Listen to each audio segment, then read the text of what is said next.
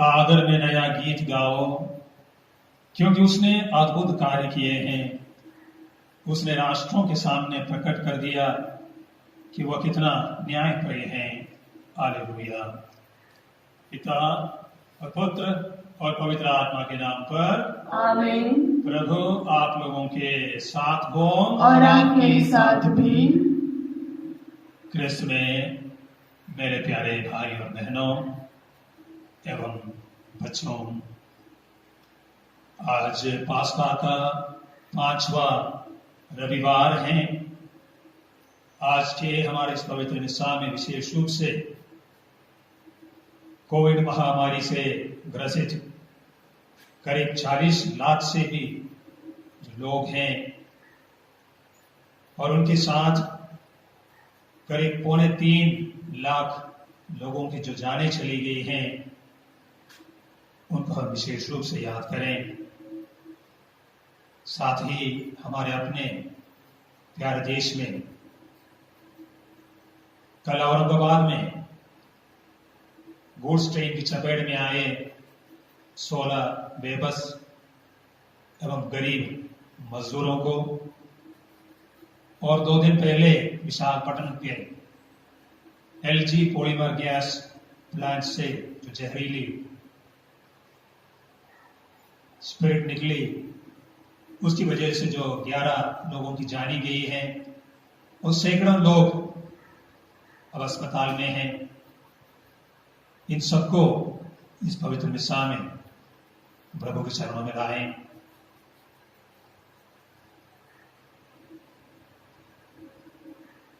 Lockdown में चलते करीब 50 दिन के आसपास हम पहुंच रहे हैं। एक तरह से आप लोगों को आदत भी हो रही है घर में बैठकर ऑनलाइन पवित्र मिस्सा देखने का और सुनने का।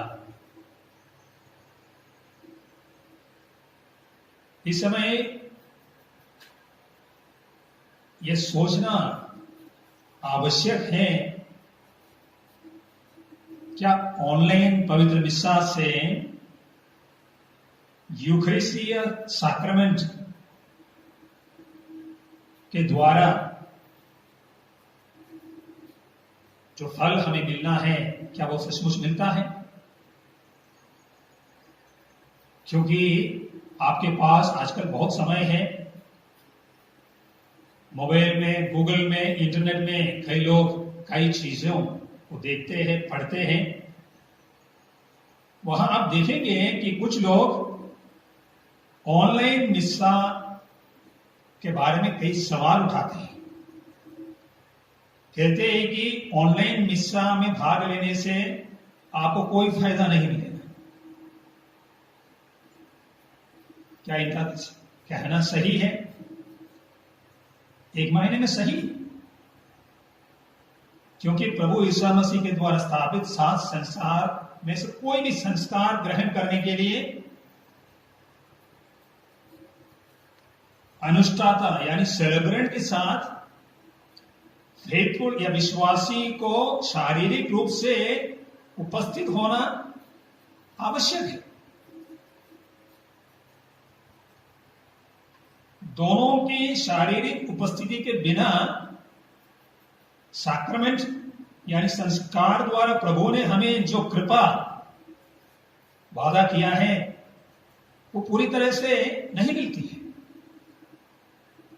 कुछ दिन पूर्व कुछ लोगों ने मुझे फोन करके पूछा, फादर जी आप तो ऑनलाइन मिस्सा कर रहे हैं, क्या हम ऑनलाइन में आपसे मेल मिलाप संस्कार यानी सैक्रामेंट ऑफ रिकंसिलिएशन नहीं कर सकते हैं? तो मेरा जवाब था नहीं हो सकता है, क्योंकि संस्कार के दृष्टिकोण से अनुष्ठाता यानी पुरोहित और विश्वासी जो आप हैं, जब तक शारीरिक रूप से उपस्थित नहीं है, यह सैक्रामेंट संभव नहीं है। इसलिए बड़े दुर्भाग्य की बात है कि कुछ पुरोहित लोग भी आजकल पत्रिकाओं में लिखते हैं कि ऑनलाइन धंधा चला रहे पुरोहित लोग। बड़े दुर्भाग्य की बात है। कहने वाले कौन है? मेरे जैसे पुरोहित हैं, और मेरे जैसे पुरोहित बनने के लिए और बनने के बाद कलीसिया से सब कुछ पाने के बावजूद आज जिस हालत में ये पुरोहित पहुंच गए हैं, सब कलीसिया का ही दान है, इसके बावजूद भी इस प्रकार का लेख लिखते हैं, सवाल खड़ा करके हमारे विश्वासी लोगों के बीच में उनके मन में भ्रांतियां फैलाते हैं। प्यारे भाई और बहनों, कहीं ऐसी बात हमारे मन में नहीं आना है, एक बार लॉकडाउन खुल जाए, स्थिति सामान्य हो जाए, चलो हम घर में ही बैठकर ऑनलाइन मिसा सुनेंगे, इसे आप कोई सोचेंगे नहीं है। संत पापा को भी इस प्रकार का डर था, इसलिए कुछ दिन पूर्व पापा ने लिखा है कि ऑनलाइन मिसा में इस प्रकार का खतरा है, क्योंकि ऑनलाइन मिसा है तो लोग कभी भी अपने कमरे में किसी भी समय में आराम से बैठकर देख सकते, सुन सकते हैं। कुछ लोग ये भी सोचते हैं हमें चंदा भी देने की जरूरत नहीं, घर में बैठकर सब कुछ हो ही जाएगा। इस प्रकार का खतरा के बारे में संत पापा ने जरूर कहा है, पर आपको पता है स्वयं संत पापा जो उसके डेली मैसेज, दैनिक जो पवित्र मिसा है, कभी भी ऑनलाइन स्ट्रीम नहीं करते थे। जब से कोविड महामारी आई है, संत पापा का डेली मैसेज भी आजकल ऑनलाइन स्ट्रीमिंग में हम सब देखते हैं, भाग ले।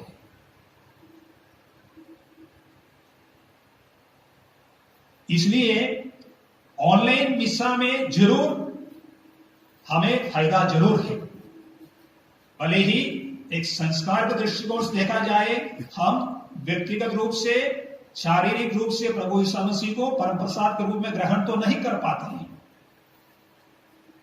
मगर कलीसिया ने शुरू से लेकर हमको सिखाया है एक तरह के स्पिरिचुअल कम्युनियन, आध्यात्मिक परम प्रसाद, जो हर मिसा के अंत में आप विश्वासियों को करना है। इसलिए जब 50 करीब दिन हो रहा ऑनलाइन मिसा में, हमें अपनी दिल की जांच करके देखना, वास्तव में ऑनलाइन मिसा से मुझे वो फायदा मिल रहा है जो मिलना चाहिए। नहीं मिल रहा है तो उसका कारण कुछ और है। मैंने कुछ दिन पूर्व आप लोगों को आगाह कराया था कि ऑनलाइन मिसा में भी भाग लेते समय उतनी ही तैयारी के साथ जैसे आप संडे मिसा के लिए चर्च में आते हैं, अपने घर में इसमें भाग लेना है।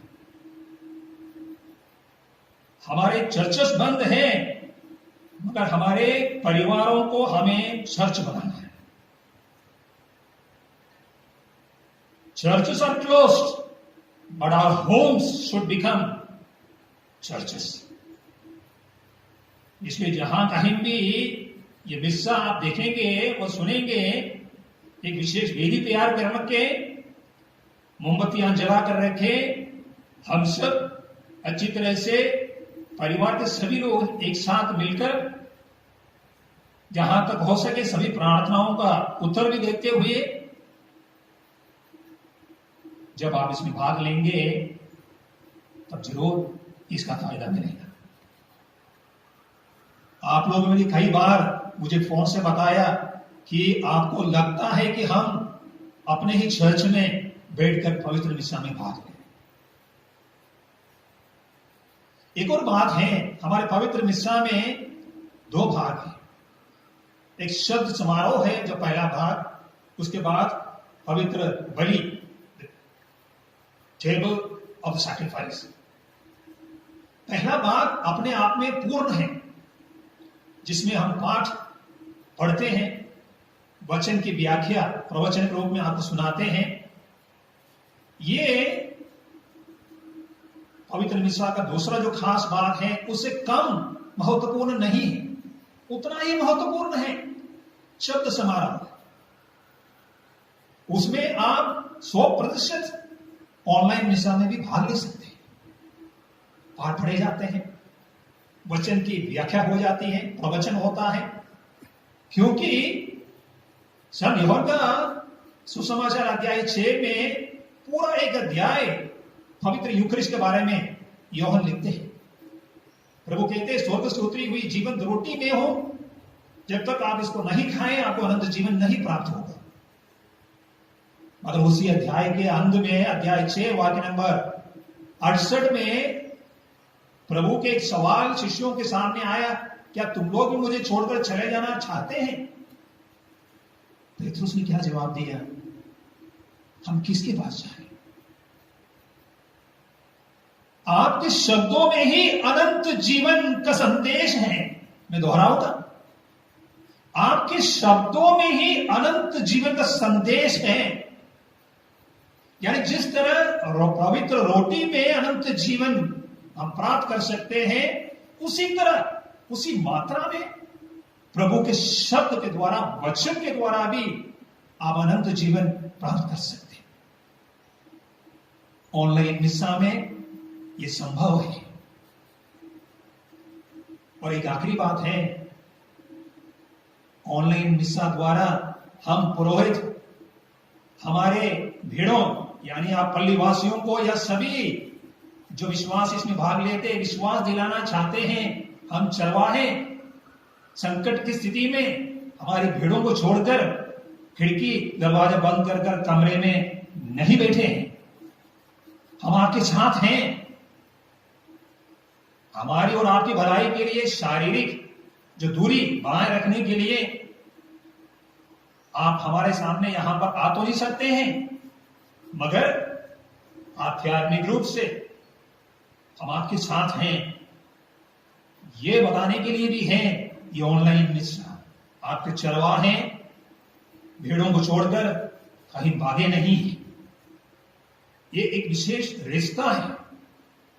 भले ही मेरे गिरजाघर मेरे सामने बिल्कुल खाली है, आप में से प्रत्येक व्यक्ति को आप जहां कहीं भी बैठते थे इस समय में देख रहा हूं और आपके साथ में संवाद भी कर रहा हूं। इसलिए प्यारे भाई बहनों एवं बच्चों, ऑनलाइन मिस्सा में बहुत फायदा है। इस फायदा उठाने के लिए हम अपने आप को तैयार करें। बराबर तैयारी के साथ परिवार के सभी लोग एक साथ मिलकर समय आप निर्धारित कर सकते हैं, इसमें भाग लीजिए और आध्यात्मिक रूप से इस पवित्र मिस्सा के अंत में प्रभु को अपने अपने दिलों में ग्रहण करने के लिए हम अपने दिल की जांच करें और प्रभु से क्षमा याचना करें।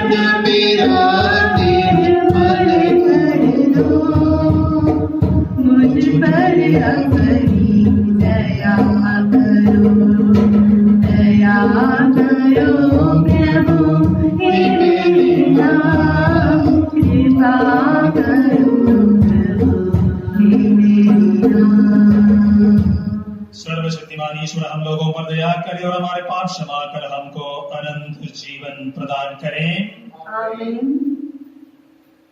महिमा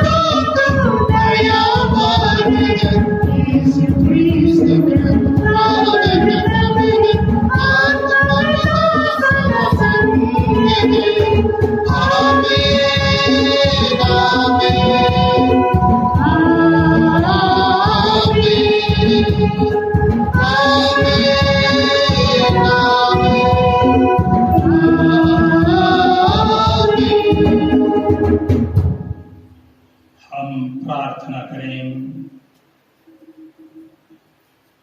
हे सर्वशक्तिमान शाश्वत ईश्वर, हमें पास्का रहस्य की पूर्णता तक निरंतर ले चल। तूने बपतिस्मा द्वारा हमें नया जीवन दिया है। यह वर दे कि हम तेरी उदारता से प्रचुर फल उत्पन्न करें और अनंत जीवन तक पहुंच सकें। हम यह प्रार्थना करते हैं अपने प्रभु और तेरे पुत्र यीशु ख्रीस्त के द्वारा, जो तेरे तथा पवित्र आत्मा के साथ युगानुयुग जीते और राज्य करते हैं। आमीन।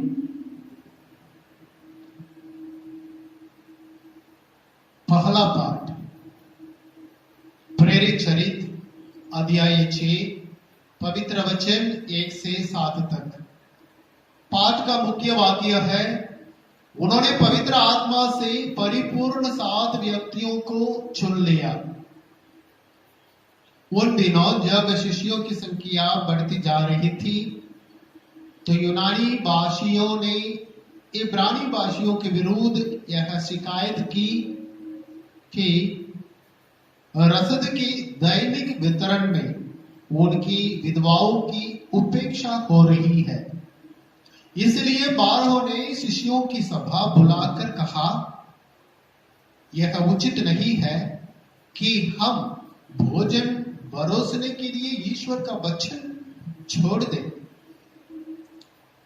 आप लोग अपने बीच में से पवित्र आत्मा से परिपूर्ण 7 बुद्धिमान तथा ईमानदार व्यक्तियों को चुन लीजिए। हम उन्हें इस कार्य के लिए नियुक्त करेंगे और हम लोग प्रार्थना और वचन की सेवा में लगे रहेंगे। यह बात सबों को अच्छी लगी। उन्होंने विश्वास तथा पवित्र आत्मा से परिपूर्ण स्तेफानुस के अतिरिक्त फिलिपुस, प्रोकोरुस, निकानोर, तिमोन, परमेनास और यहूदी धर्म में नवदीक्षित अंताकिया निवासी निकोलस को चुन लिया और उन्हें प्रेरितों के सामने उपस्थित किया। प्रेरितों ने प्रार्थना करने के बाद उन पर अपने हाथ रखे। ईश्वर का वचन फैलता गया। यरूशलेम में विश्वासियों की संख्या बहुत अधिक बढ़ने लगी और बहुत से याजकों ने विश्वास की अधीनता स्वीकार की। यह प्रभु की वाणी है।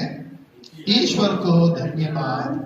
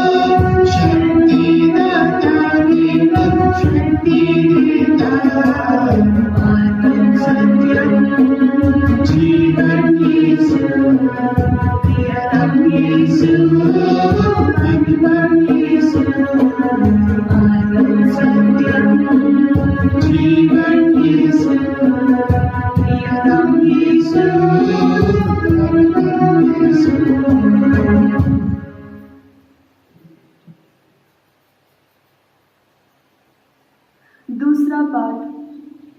संत पेत्रुस कलीसिया को एक इमारत के रूप में देखते हैं। यीशु मसीह इसका आधार है और विश्वासी इसके जीवन पत्थर है। इससे स्पष्ट हो जाता है कि हमें मसीह से और एक दूसरे से कितनी अच्छी तरह से संयुक्त रहना चाहिए। संत पेत्रुस का पहला पत्र। अध्याय 2 वचन 4 से 9। पाठ का मुख्य विषय आप लोग चुना हुआ वंश तथा राजकीय याजक वर्ग है। प्रभु वह जीवन पत्र है जिसे मनुष्यों ने तो बेकार समझकर निकाल दिया, किंतु जो ईश्वर द्वारा चुना हुआ और उसकी दृष्टि में मूल्यवान है, उनके पास आइए और जीवन पत्रों का आध्यात्मिक भवन बन जाइए। इस प्रकार आप पवित्र याजक वर्ग बनकर ऐसे आध्यात्मिक बलिदान चढ़ा सकेंगे जो यीशु मसीह द्वारा ईश्वर को ग्राह्य होंगे। इसलिए धर्म ग्रंथ में यह लिखा है, मैं सियोन में एक चुना हुआ मूल्यवान कोने का पत्थर रख देता हूँ, और जो उस पर भरोसा रखता है उसे निराश नहीं होना पड़ेगा। आप लोगों के लिए जो विश्वास करते हैं वह पत्थर मूल्यवान है, जो विश्वास नहीं करते उनके लिए धर्म ग्रंथ यह कहता है, कारीगरों ने जिस पत्थर को बेकार समझकर निकाल दिया था वही कोने का पत्थर बन गया है। ऐसा पत्थर जिससे वे ठोकर खाते हैं, ऐसी चट्टान जिस पर फिसल कर वे गिर जाते हैं। वे वचन में विश्वास नहीं करना चाहते, इसलिए वे ठोकर खाकर गिर जाते हैं। यही उनका भाग्य है। परंतु आप लोग चुना हुआ वंश, राजकीय याजक वर्ग, पवित्र राष्ट्र तथा ईश्वर की निजी प्रजा है, जिससे आप उसी के महान कार्यों का बखान करें, जो आप लोगों को अंधकार में से निकालकर अपनी अलौकिक ज्योति में बुला लाया। यह प्रभु की वाणी है। ईश्वर को धन्यवाद।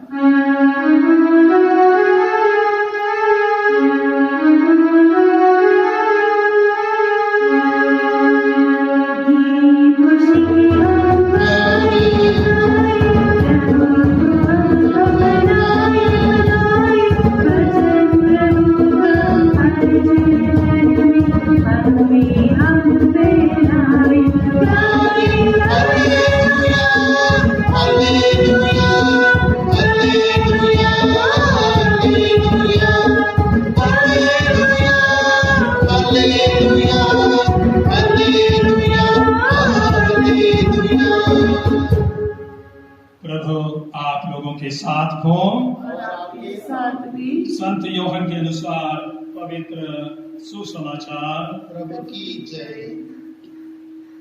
यीशु ने अपने शिष्यों से कहा, तुम्हारा जी घबराए नहीं, ईश्वर में विश्वास रखो और मुझ में भी विश्वास रखो।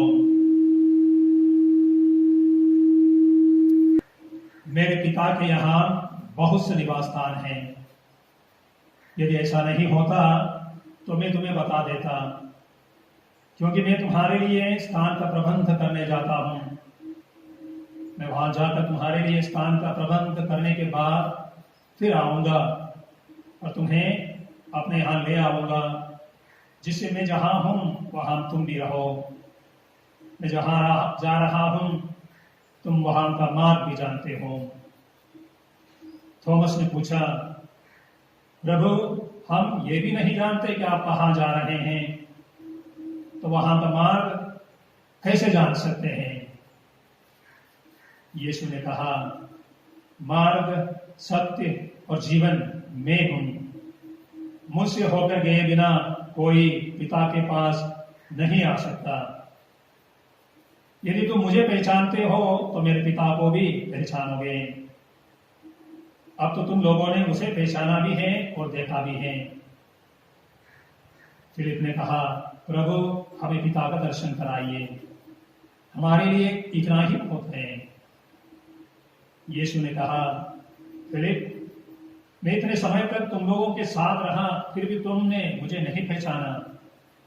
जिसने मुझे देखा है उसने पिता को देखा है। फिर तुम ये क्यों कहते हो हमें पिता का दर्शन कराइए? क्या तुम विश्वास नहीं करते कि मैं पिता में हूं और पिता मुझ में है? मैं जो शिक्षा देता हूं वह मेरी अपनी शिक्षा नहीं, मुझ में निवास करने वाला पिता मेरे द्वारा अपने महान कार्य संपन्न करता है। मेरी इस बात पर विश्वास करो कि मैं पिता में हूं और पिता मुझ में है, नहीं तो उन महान कार्यों के कारण ही इस पर विश्वास करो।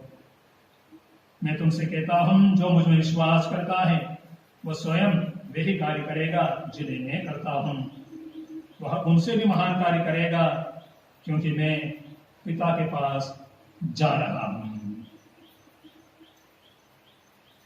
हमारे प्रभु का पवित्र सुसमाचार। क्रिस्त की जय।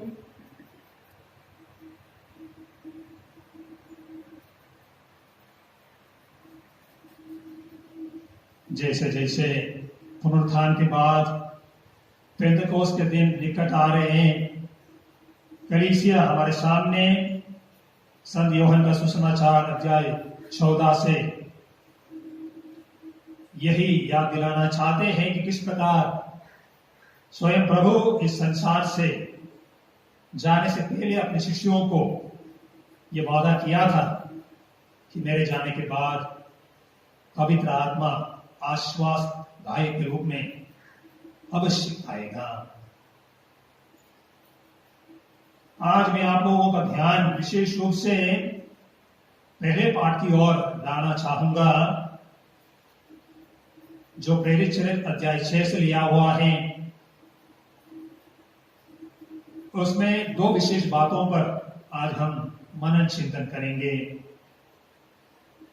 पहली बात है कि आदिम कलीसिया में प्रभु के पुनरुत्थान और पेंतकोस्त में पवित्र आत्मा के आगमन के बाद जो विश्वासियों की संख्या बढ़ गई, सभी विश्वासी एक चित होकर अपना सब कुछ बेचकर प्रेरितों के पैर सौंप दिया, ताकि प्रेरित हर एक व्यक्ति को उनकी अपनी आवश्यकता के अनुसार बांटते गए।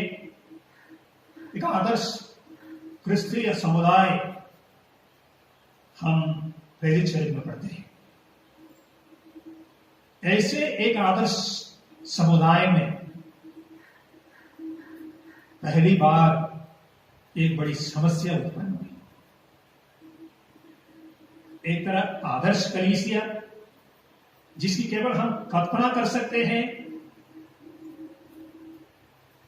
उसे वास्तव में एक वास्तविकता के रूप में परिणत करने के लिए बहुत मेहनत करनी पड़ती है। तो दूसरी तरफ ऐसी कलीसिया में कलीसिया की सबसे पहली बड़ी समस्या सामने आ गई। क्या समस्या आ गई? यूनानियों की तरफ से उनकी विधवाओं की उपेक्षा करने की शिकायत है। किस संदर्भ में?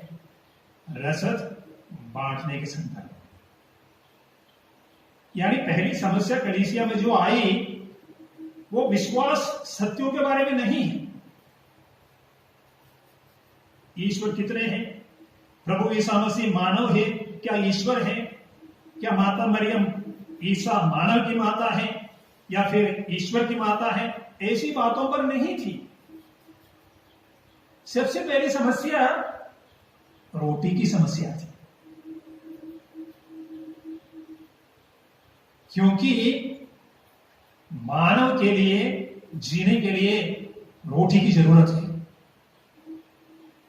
आज रोज हम अखबार में पढ़ते हैं, हमारे गरीब लाचार मजदूर लोग सैकड़ों मील चल कर जाने के लिए मजबूर हो रहा है। 40 दिन इंतजार करने के बाद जब उन्हें अपने अपने गांव जाने की छुट्टी मिली, तो और भी बहुत पैसा खर्च करके ट्रेन में बैठना पड़ता है। रोटी की तलाश में निकले हुए हमारे इन प्यारे भाई बहनों को आज भी कितनी सारी परेशानियों को झेलनी पड़ती है। और उस सिलसिले में सबसे दर्दनाक तस्वीर थी कल सुबह औरंगाबाद में रेल की पटरियों में थके हुए, सोए हुए हमारे भाई बहन और बच्चे के ऊपर से मालगाड़ी चलने की वजह से किस प्रकार उनकी मौत हुई है। कहने का तात्पर्य क्या है? रोटी ही है जिसकी तलाश में इंसान सब कुछ करता है। और आदिम कलीसिया में भी पहली समस्या उसी को लेकर हुई। आज भी कभी कभी कुछ बलियों में हम यह सुनते हैं, देखते हैं, त्योहारों के अवसर पर प्रीति भोज के नाम पर जो भोजन बांटा जाता है, उसी को लेकर पल्लीवासियों के बीच में, विश्वासियों के बीच में झगड़ा उत्पन्न होता है। बांटते समय बांटने वाले अपने लोगों के लिए, अपने लोग कोटेशन मार्क में कुछ ज्यादा बांटते हैं तो दूसरे लोगों के लिए कम बांटते हैं। 20,000 वर्ष के बाद, 2000 वर्ष के बाद भी यह समस्या खत्म नहीं हुई है। अब दूसरी बिंदु, यह समस्या लोगों ने प्रेरितों के सामने रखा। सभी प्रेरितों के वक्ता के रूप में पेतरुस खड़ा होकर क्या बोला? यह उचित नहीं है कि भोजन परोसने के लिए हम वचन की सेवा छोड़ दें। मुझे बहुत प्रभावित करने वाले पवित्र बाइबल का वाक्यों में से एक है। भोजन बांटने के लिए वचन की सेवा छोड़ना हमारे लिए उचित नहीं है। हम प्रेरितों के लिए प्राइमरी, प्राथमिक बात वचन की सेवा है, अन्य सभी का है, सेकेंडरी है, अनुपूर्वक है, प्राथमिक नहीं है।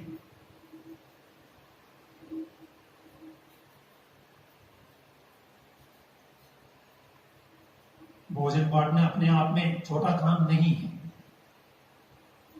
मगर प्रेरित पेतरुस ने यह बात हमेशा के लिए साफ कर दिया कि एक प्रेरित की पहली जिम्मेदारी और प्रेरितों के सभी उत्तराधिकारियों की, चाहे बिशप हो, पुरोहित हो, धर्मबहीन हो, सबकी प्रथम जिम्मेदारी वचन की सेवा है।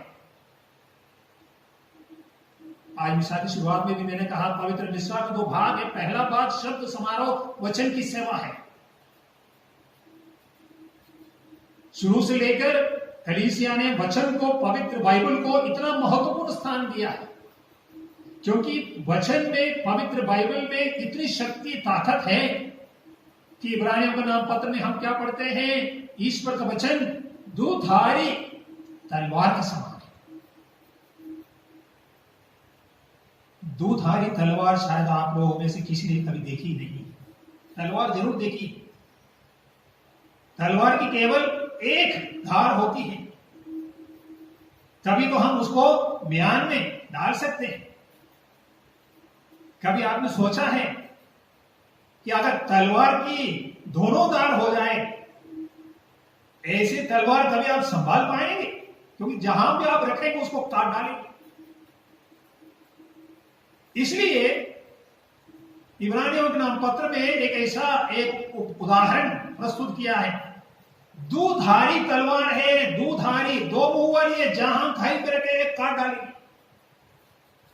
और उसके बाद एक बहुत सुंदर प्रयोग है उसमें, वो हमारे आत्मा के अंदरतम तक पहुंचती है। ऐसी तलवार है, आत्मा के अंदरतम तक। आत्मा में ही प्रवेश करना इतना आसान है, उसके भी अंतरतम तक पहुंचने वाली ताकत है प्रभु वचन रूपी इस तलवार में। इसी वचन के बारे में पेतरुस आज हमें बताते हैं।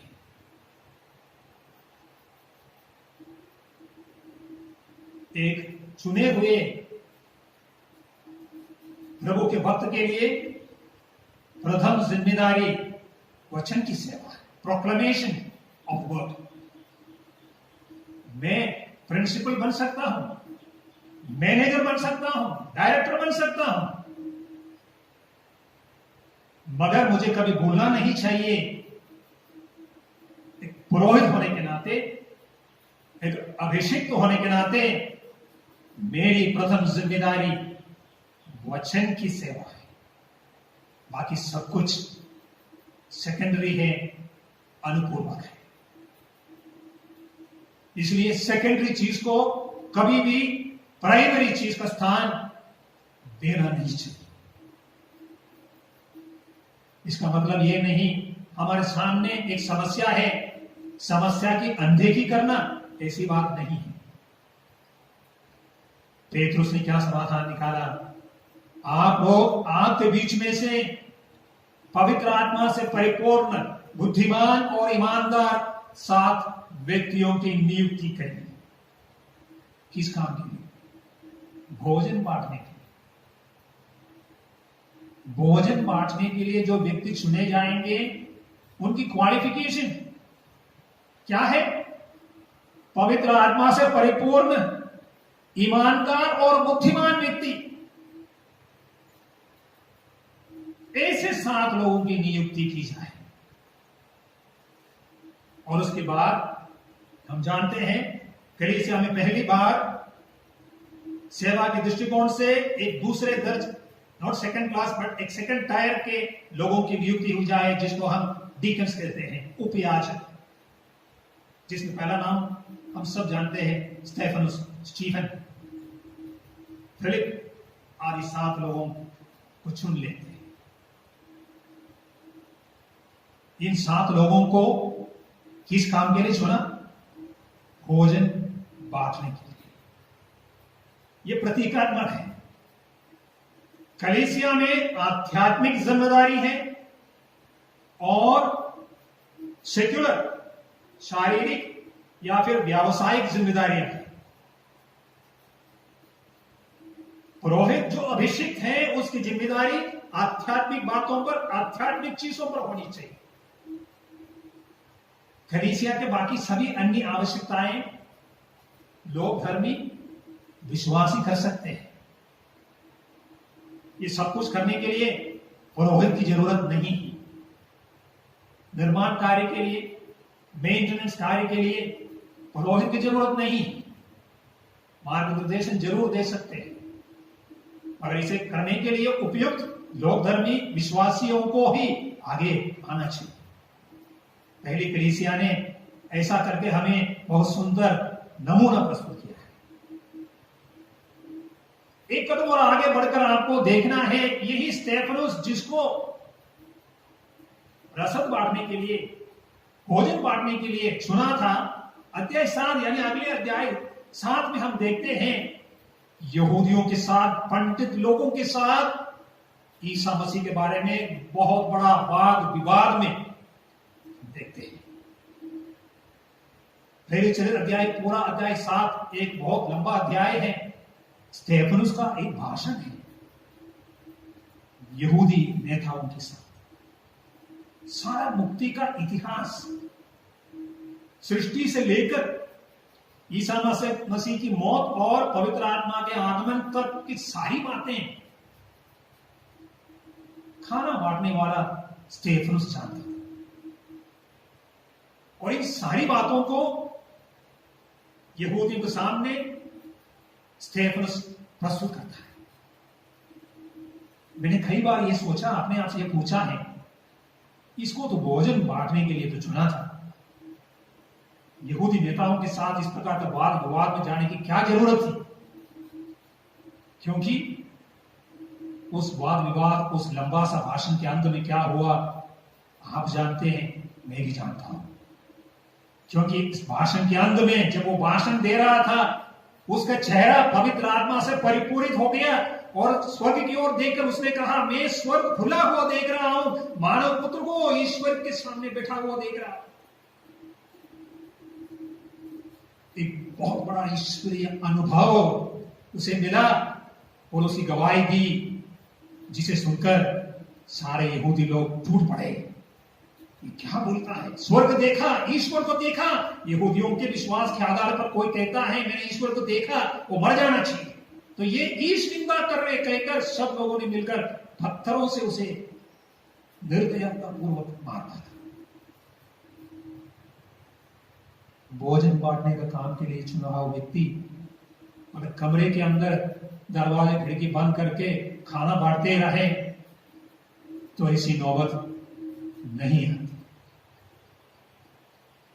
अंत में प्यारे भाई बहनों, में आप लोगों से यही कहना चाहता हूं कि वचन की सेवा केवल अभिषिक्त लोगों का काम नहीं है। ठीक है, अभिषिक्त लोगों की प्रथम जिम्मेदारी वही है, मगर आप जैसे सभी विश्वासी लोगों को, माता पिताओं को, अध्यापकों को, नर्स लोगों को, कोई भी काम करने वाले व्यक्ति हो, अपने पारिवारिक जिम्मेदारियों के साथ साथ वचन के प्रति सेवा आपकी भी जिम्मेदारी है। स्टेफनुस हमें यही सिखाते हैं। प्यारे भाई और बहनों, ईसाई होने के नाते, क्रिश्चियन होने के नाते हम सभी विश्वासियों की प्रथम जिम्मेदारी इस वचन की सेवा, उसकी गवाही देना है। सभी उपयाजक और प्रेरित लोगों ने हमें यही संदेश दिया है। उसी वचन को पढ़ने के लिए, पवित्र बाइबल को गहराई से समझने के लिए और उसकी व्याख्या करने के लिए, सही रूप से उसकी गवाही देने के लिए इस लॉकडाउन के समय में भी हमें समय का सही इस्तेमाल करना है। पवित्र बाइबल को गहराई से पढ़ने के लिए, समझने के लिए, क्योंकि अंत में संत लूका सुसमाचार अध्याय 24 वाक्य नंबर 32 में आप लोगों के सामने रखना चाहूंगा। एमाउस में जाने वाले दो शिष्य थे। एक अनजान व्यक्ति के रूप में पुनर्जीवित प्रभु उनके साथ चलते रहे, काफी बातें की, उन्होंने प्रभु को नहीं पहचाना। बाद में रोटी तोड़ते समय उन्होंने ईसा को पहचाना और एकदम यरूशलेम की ओर दौड़ पड़े। और दौड़ते समय उन्होंने आपस में क्या कहा? जब यह अपरिचित व्यक्ति हमसे बातें कर रहे थे, हमारे मन उद्दीप्त हो रहा था। हमारे मन उद्दीप्त हो रहा था जब ये व्यक्ति हमसे बातें कर रहे थे और पवित्र बाइबल की व्याख्या कर रहे थे।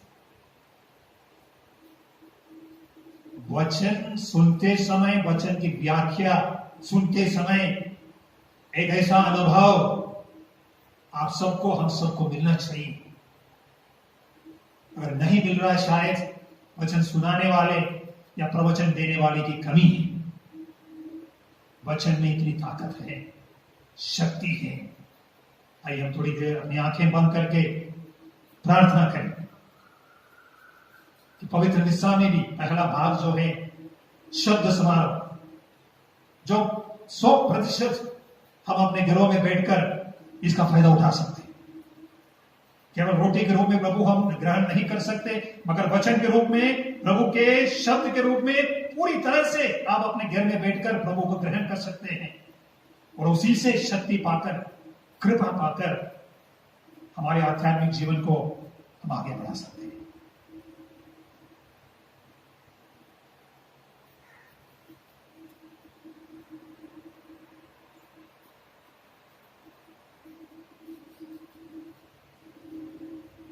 आइए हम सब मिलकर हमारे विश्वास की घोषणा करें। हम स्वर्ग और पृथ्वी के सृष्टिकर्ता सर्वशक्तिमान पिता ईश्वर में विश्वास करते हैं और उसके पुत्र हमारे प्रभु यीशु क्रिस्त में हम विश्वास करते हैं, जो पवित्र आत्मा के द्वारा गर्भ में आए और तुम्हारी मरियम से जन्मे। उन्होंने पौलुस पिलातुस के शासनकाल में दुख भोगा, वह क्रूस पर चढ़ाए गए, मर गए, दफनाए गए और अधोलोक में उतरे। वह तीसरे दिन मृतकों में से जी उठे, स्वर्ग गए, सर्वशक्तिमान पिता ईश्वर के दाहिने विराजमान है और वहां से जीवित और मृतकों का न्याय करने आएंगे। हम पवित्र आत्मा, पवित्र कलीसिया, धर्म की सहभागिता, पापों की क्षमा शरीर के पुनरुत्थान और अनंत जीवन में विश्वास करते हैं। आमीन। प्रिय भाई बहनों, थॉमस के जिज्ञासा पूर्वक सवाल के जवाब में यीशु कहते हैं, मैं ही मार्ग, सत्य और जीवन हूँ। और आगे यह भी कहते हैं कि यदि तुम मेरा नाम लेकर मुझसे कुछ भी मांगो तो मैं तुम्हें वही प्रदान करूंगा। उनकी आशा पर शब्दों में विश्वास करते हुए हम अपनी आवश्यकताओं के लिए पिता ईश्वर से प्रार्थना करें और कहें, हे पिता हमारी प्रार्थना सुन। हे पिता हमारी प्रार्थना सुन। हम सब पिता सभी धर्माध्यक्षों, याजकों, धर्म बंधुओं एवं धर्म बहनों के लिए प्रार्थना करते हैं कि वे कलीसिया के अगुआ होने के नाते लोगों को मुक्ति की राह पर ले सके। इसके लिए हम पिता ईश्वर से प्रार्थना करते हैं, हे पिता हमारी प्रार्थना सुन।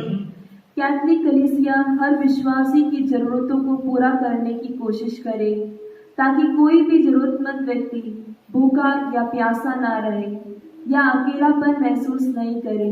इसके लिए हम पिता ईश्वर से प्रार्थना करते हैं, हे पिता हमारी प्रार्थना सुन। उन लोगों के लिए प्रार्थना करें जो बीमारी, बेरोजगारी या किसी अन्य कारणों से दर्द या दुख में है, हताश है या निराश है। उनके मुश्किल क्षणों में ईश्वर की दया से उनको सही रास्ता दिखाया जा सके। इसके लिए हम पिता ईश्वर से प्रार्थना करते हैं, हे पिता हमारी प्रार्थना सुन। इस मिसा बलिदान में उपस्थित हम सभी विश्वासियों के लिए प्रार्थना करें कि हम सभी निस्वार्थ भाव से लोगों की सेवा सहायता कर सके और यीशु जो मार्ग, सत्य और जीवन है उनका अनुसरण करने में कामयाब हो सके। इसके लिए हम पिता ईश्वर से प्रार्थना करते हैं, हे पिता हमारी प्रार्थना सुन। हम अपनी सभी आवश्यकताओं को प्रभु के चरणों में निश्चित रूप से चढ़ाएंगे। हे प्रेममय दयालु पिता, हम तेरे पुत्र यीशु को हमें देने के लिए तुझे धन्यवाद देते हैं, जिन्होंने अपने वचनों और कर्मों के माध्यम से तुझे पिता के रूप में हमें प्रकट किया। उन्होंने हमें तुझ तक पहुंचने का रास्ता भी दिखाया। हमें यह कृपा दे कि हम यीशु के बताए मार्ग पर चलकर तेरे अनंत राज्य में प्रवेश करें। हम ये प्रार्थना करते हैं प्रभु ख्रीस्त के द्वारा, आमीन।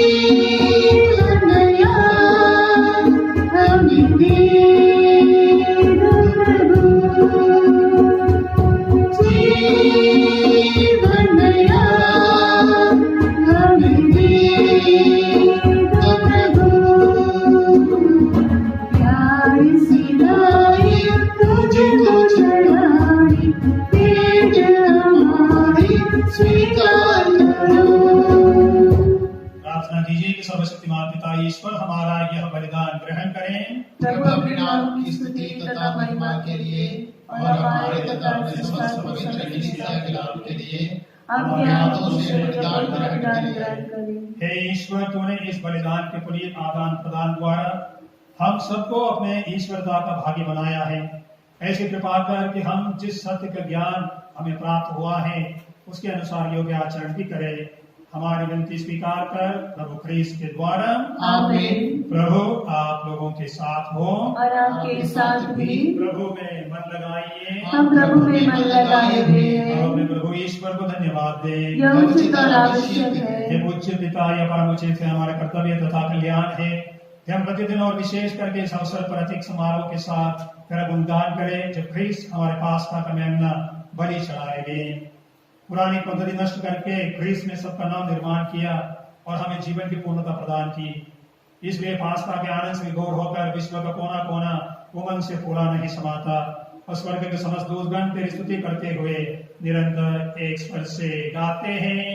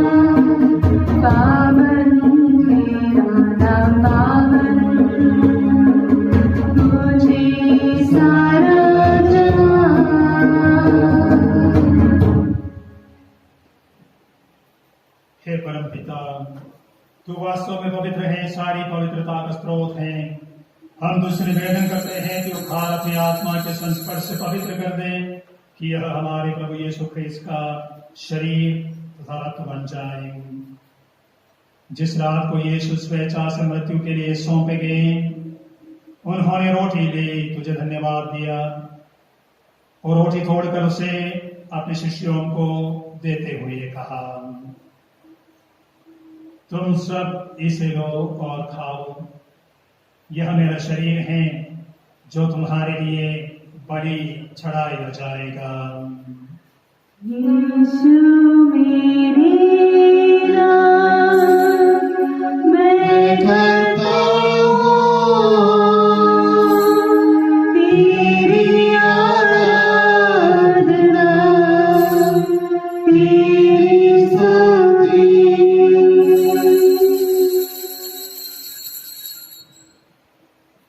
इसी भांति भोजन के बाद उन्होंने कटोरा लिया, तुझे धन्यवाद दिया और उसे अपने शिष्यों को देते हुए कहा, तुम सब इसे लो और पियो, यह मेरे रक्त का कटोरा है, नवीन और अनंत व्यवस्था का रक्त जो तुम्हारे और सबों के पापों की क्षमा के लिए बहाया जाएगा। तुम मेरी स्मृति में यह किया करो।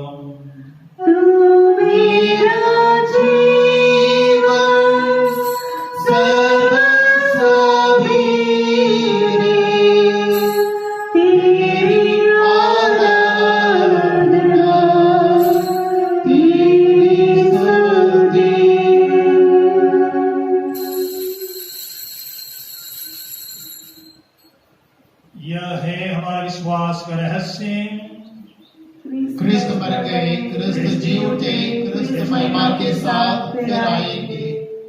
हे परम पिता, यह आज्ञा मानकर हम अपने प्रभु की मृत्यु और पुनरुत्थान की स्मृति में तुझे जीवन की रोटी और मुक्ति का कटोरा चढ़ाते हैं। हम तुझे धन्यवाद देते हैं कि तूने हमें अपने सम्मुख उपस्थित होने और अपनी सेवा करने का सौभाग्य प्रदान किया है। हमारा निवेदन है कि हम सब जो ख्रीस्त का शरीर तथा रक्त ग्रहण करते हैं, पवित्र आत्मा के द्वारा एकता के सूत्र में बंधे रहें। प्रभु हमारे संत पिता फ्रांसिस, हमारे धर्माध्यक्ष देव प्रसाद और जोसेफ और सभी याजकों के साथ विश्व भर में फैली अपनी कलीसिया की सुधि ले तथा इसे प्रेम में सिद्ध बना दे।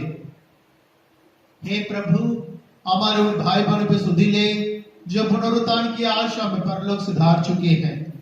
उन्हें और सभी मृतकों को अपने पुण्य दर्शन का सौभाग्य प्रदान कर हम सब दया दृष्टि डाल कि हम भी अनंत जीवन सहभागी बने और ईश्वर की माता धन्य कुंवारी मरियम, उनके बाद संत योसेफ, प्रेरितगण और सब संतों के साथ जो युग युग में तेरे विश्वास सेवक सेविकाएं बने रहे, तेरा स्तुतिगान कर सके तेरे पुत्र यीशु ख्रिस्त के द्वारा। इन्हीं प्रभु ख्रिस्त के द्वारा, इन्हीं के साथ और इन्हीं में, हे सर्वशक्तिमान पिता ईश्वर, पवित्र आत्मा के साथ तुझे समादर तथा महिमा युगानुग मिलती रहती है।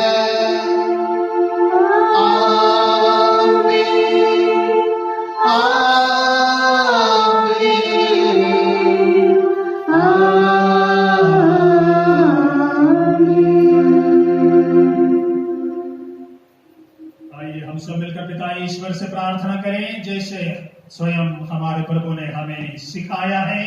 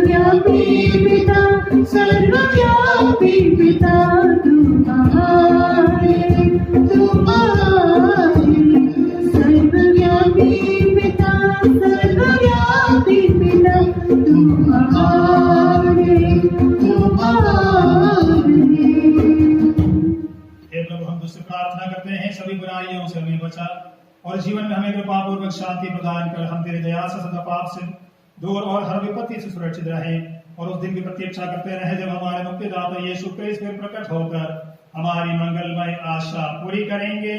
क्योंकि तेरा राज्य, तेरा सामर्थ्य और तेरी महिमा अनंत काल तक बनी रहती है। हे प्रभु यीशु क्रिस्त ने अपने प्रेरितों से कहा है, मैं तुम्हारे लिए शांति छोड़ जाता हूँ, अपनी शांति तुम्हें प्रदान करता हूँ। तू हमारे पापों पर नहीं अपनी कलीसिया के विश्वास पर दृष्टि डाल और उसे शांति तो एक प्रदान कर युग जीता और राज्य करता है। आमीन। प्रभु की शांति सदा आप लोगों के साथ हो और आपके साथ भी। परस्पर प्रेम भाव रखिए।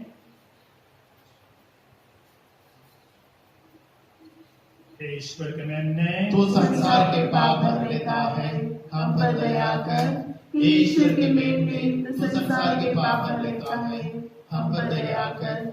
हे ईश्वर के प्रेम ने संसार के पाप हर लेता है, हमें शांति प्रदान कर। हे प्रभु यीशु क्रिस्त, हम तेरा शरीर तथा रक्त ग्रहण करने वाले हैं। ये हमारे विचार और मन का कारण न बने, बल्कि तेरे दया से हमारा तन मन सुरक्षित और स्वस्थ रखें।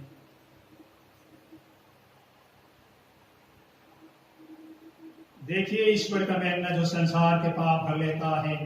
धन्य हम जो प्रभु के इस भोज में आज यहाँ बुलाए गए हैं। हे प्रभु, मैं इस योग्य नहीं हूँ कि आप मेरे आए और एक ही शब्द कह दीजिए और मेरी आत्मा चंगी हो जाएगी। क्रिस्त का शरीर और रक्त अनंत जीवन के लिए हमारी रक्षा करता रहे। आमीन।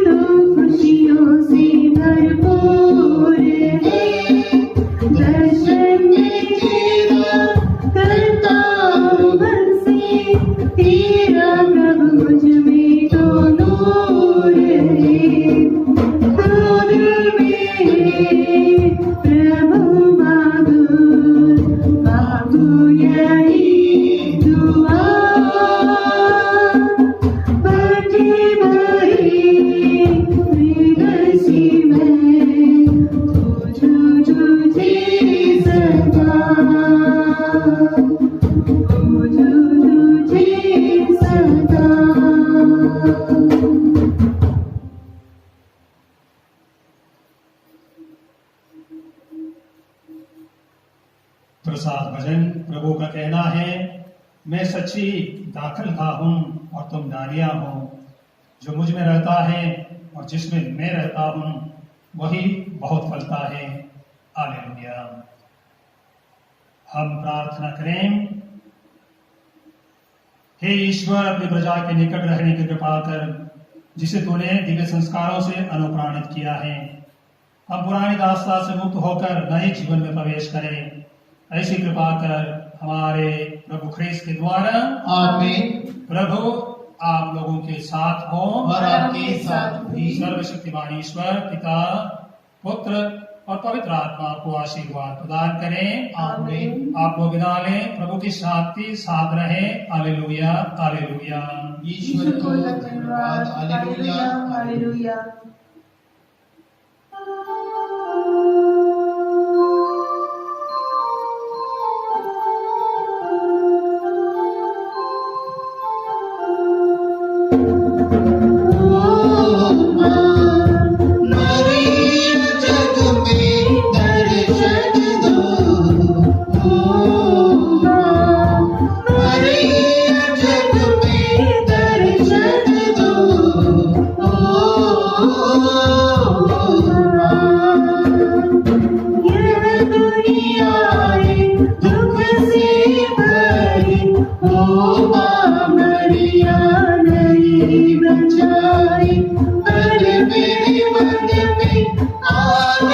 चल